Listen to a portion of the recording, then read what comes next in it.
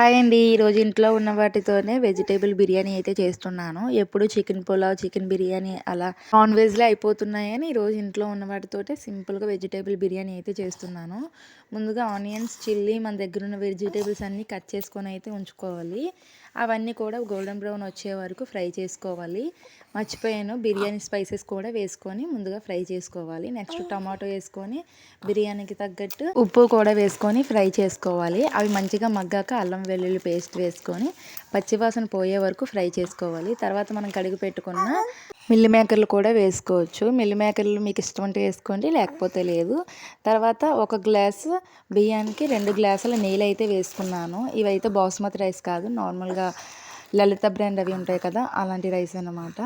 చూసారు కదా, చక్కగా రైస్ వేసుకొని సగం ఉడికాక నెయ్యి అయితే వేసుకొని కొత్తిమీర వేసుకొని ప్లేట్ పెట్టేసి ఒక 5 మినిట్స్ అలా సిమ్లో పెట్టేస్తే చక్కగా పలుకు పలుకుగా బిర్యానీ వచ్చింది.